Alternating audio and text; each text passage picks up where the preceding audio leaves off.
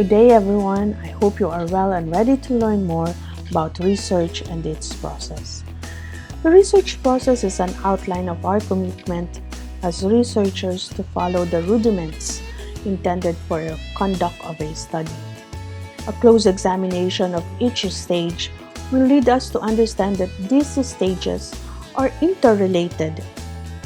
One cannot analyze the data that he has collected unless he is sure that he got the correct ones. And in order for him to know that he got the correct data, he needs to consult his step 1 and step 3. Finally, he cannot finish his work without looking back at his step 1. Research then is a system of interdependent, related stages. Violation of this sequence may cause harm to the study. It is also true that several alternatives are available to the researcher during each stage. However, we have to know that this process is like a road map. Before I explain the stages of the research process, I want to focus on the word identity. The key to a successful research project ultimately lies in iteration, the process of returning again and again to the identification of the research problem. The methodology involved, the data collection, and other things which will lead to new ideas, revisions, and improvements. Therefore, researchers need to look back from time to time. Each time they move forward, they have to look back, just like life. Step 1.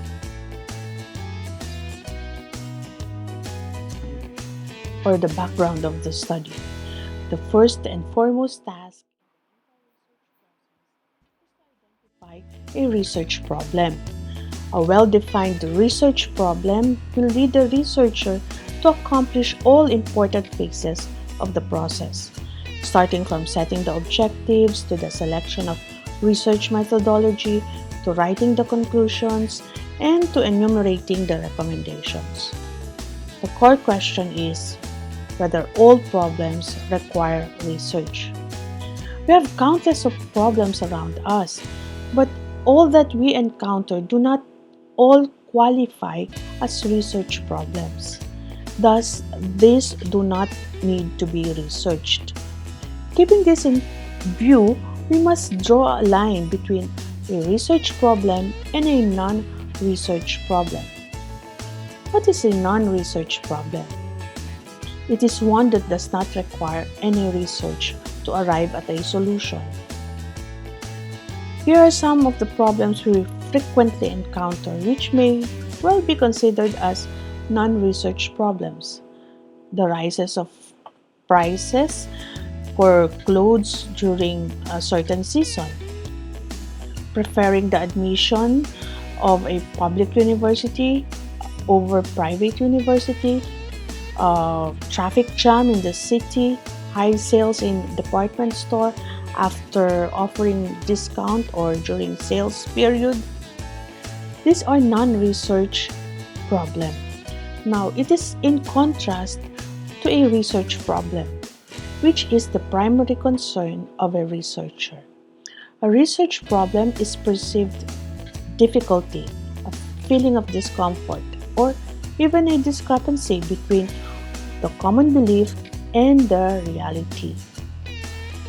Now, a potential research problem exists because of these three conditions. Number 1, there should be a perceived discrepancy between what it is and what it should have been.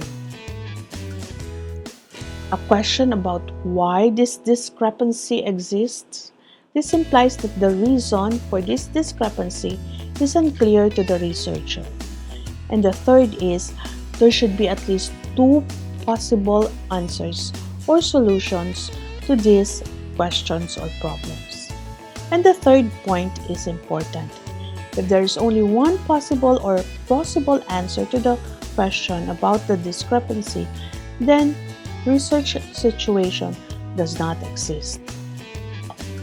Theoretical and practical considerations also play a vital role in choosing a research problem. Societal needs also guide in choosing a research problem. Once we have chosen a research problem, a few more related steps are required to be followed.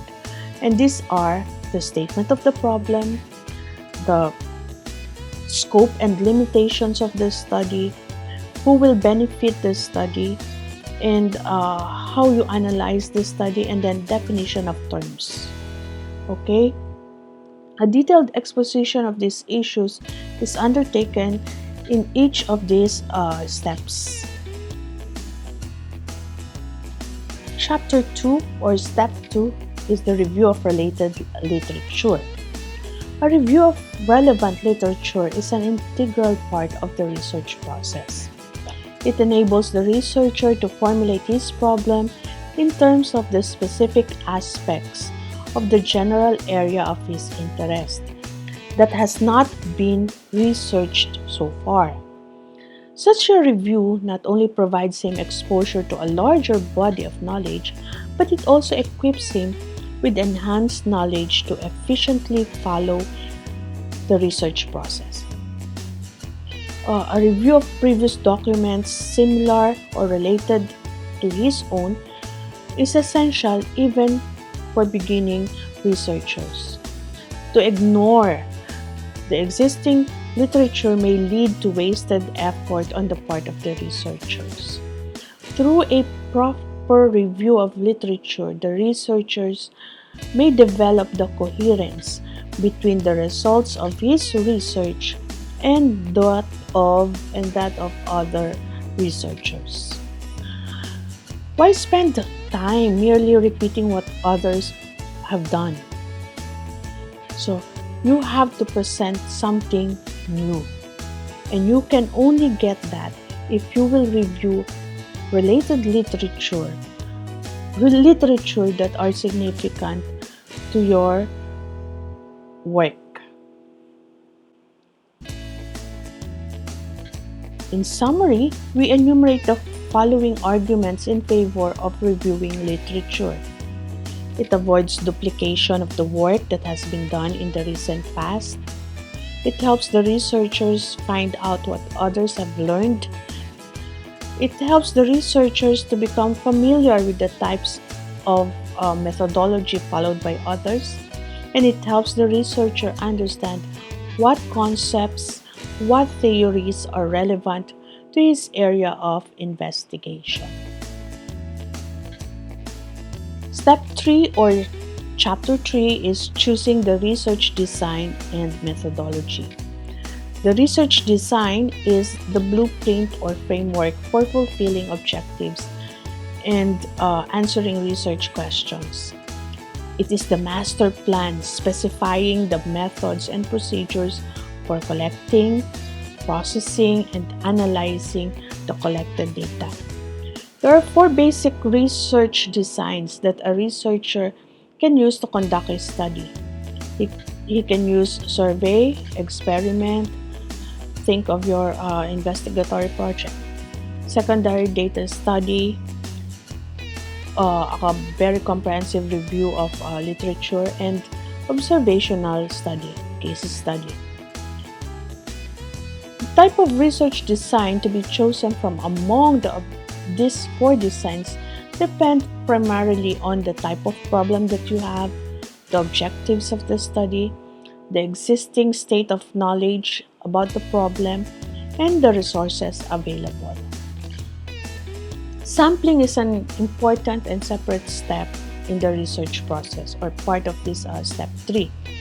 The basic idea of sampling is that it involves any procedure that uses a relatively small number of items or portions. Think of sample from a bigger number. Think of your population. Step 4 or Chapter 4 collecting, processing, and interpreting data. The gathering of data may range from simple observation to a large-scale survey. There are many ways to collect data. Now, when you do Chapter 4 or Step 4, you have to collect the data based on how you have defined it or how it was described in Chapter 3.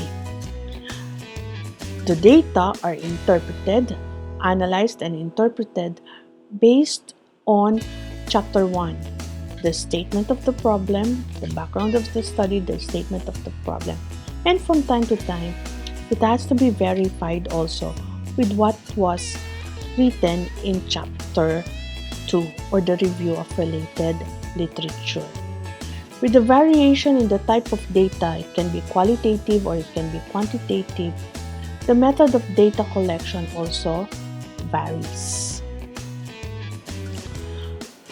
When you write your Chapter 5, you have to go back to your Chapter 1, the background of the study, because your recommendations should be able to answer your research questions.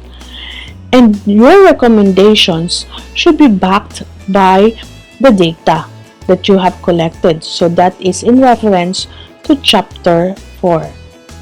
And as you write your Chapter 5, you have to go back again to your Chapter 2 and find out what others have found out about your research work or your research topic.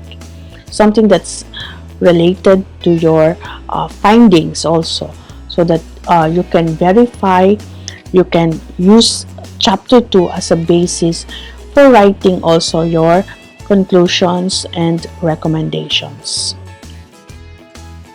I hope you enjoyed writing your Step 0, because the Step 0 is essential in helping you write or plan how you will go about each chapter.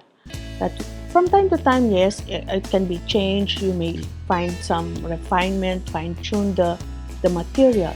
What is important is that you have already your Step 0. So enjoy your research, enjoy discovering new dimensions about the knowledge that you are interested in. See you!